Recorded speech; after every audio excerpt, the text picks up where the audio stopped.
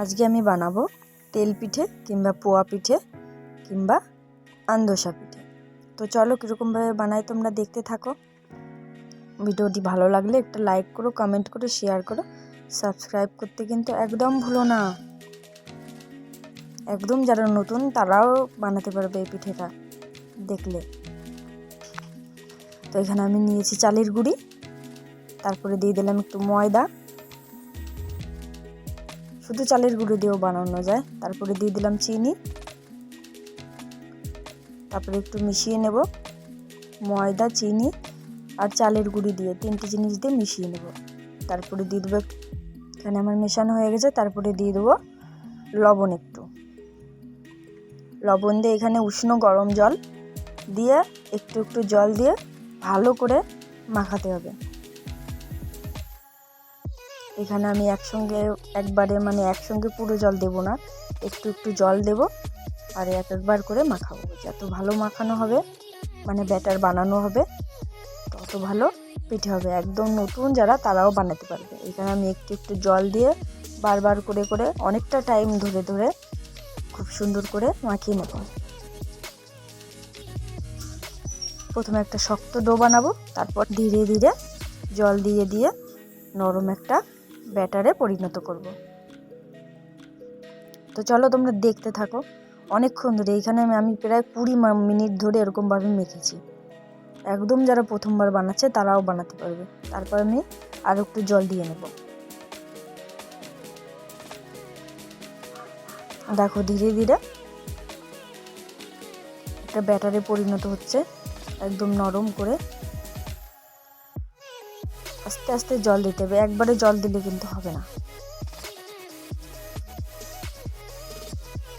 তোমরা দেখতে থাকো ভিডিওটা। দেখো কিরকম ভাবে মাখাচ্ছি, তোমরা দেখলেই বুঝতে পারবে। অনেকটা টাইম নিয়ে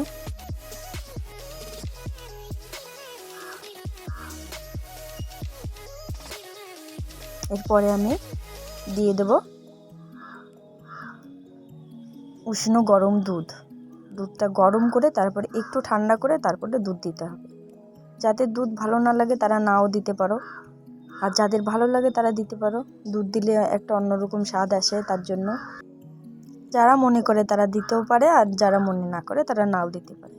কিন্তু একটু খেতে ভালো লাগে অন্যরকম, তার জন্য দিলে ভালো হয় মনে হয় দুধ, আমার মনে হয়। এখানে আমার ব্যাটার রেডি হয়ে গেছে।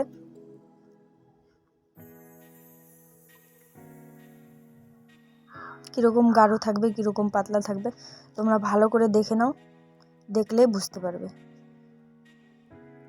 যারা একদম প্রথমবার বানাচ্ছে তারাও বানাতে পারবে। তারপরে এখানে আমি একটা হাতা নিয়ে নিয়েছি, হাতা দিয়ে ভালো করে দেখিয়ে দিচ্ছি। তারপরে আমি আবারও কিছুক্ষণ রেখে দেবো, কমসে কম 1 ঘন্টা ধরে এরকম করতে হবে, তাহলে একদম নতুন যারা তারাও বানাতে পারবে। এর মাখানোটাই হচ্ছে সবথেকে মেন। তারপরে আমি একটা কড়াই নিয়ে নিয়েছি, কড়াইতে দিয়ে দেবো এবার তেল, রিফাইন তেল। তারপরে দিয়ে দেবো ব্যাটার। তো চলো দেখতে থাকো কীরকম হয় পিঠেটা। তো তোমাদের যদি ভালো লাগে তাহলে একটা সাবস্ক্রাইব করতে, লাইক করতে কিন্তু একদম ভুলো না, আর কমেন্টও করো। দেখো কীরকম ফুলেছে। একদম নতুন যারা তারাও এই পিঠে বানাতে পারবে। অনেক সময় বানালে ফোলে না, কিংবা নিচে লেগে যায়, কিংবা ভালো হয় না, খেতে ভালো হয় না। তেলটা একটু বেশি গরম করতে হবে, তারপরে পিঠেটা দিতে হবে। তোমরা দেখে নাও। এরপরে আমি আরেকটাও দেখিয়ে দেবো বানিয়ে কীরকম হয়।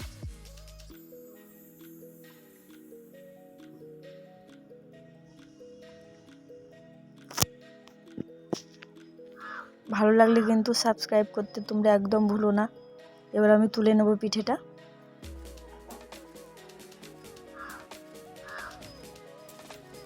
দেখো কেমন হয়েছে, চারিদিকে একদম ফুলের মতন চারপাশে।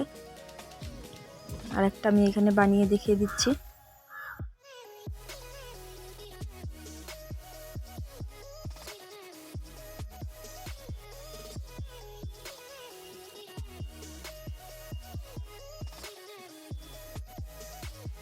দেখো কীরকম ফুলেছে। যত ভালো ব্যাটার বানানো হবে, যতক্ষণ ধরে মাখাতে পারবে তোমরা, ততই ভালো হবে এই পিঠে। না নিচে লেগে যাবে, না ভেঙে যাবে, না ছড়িয়ে যাবে চারদিকে। দেখো এখানে আমার পিঠেগুলো বানানো কমপ্লিট। তোমাদের যদি ভালো লেগে থাকে তাহলে আমার চ্যানেলটা সাবস্ক্রাইব করো, লাইক করো, কমেন্ট করো, শেয়ার করো। এবার আমি একটা ভেঙে দেখিয়ে দিই তোমাদের। দেখো ভেতরে কীরকম হয়েছে। একদম সহজ বানানো, তোমরা বাড়িতে বানিয়ে দেখো।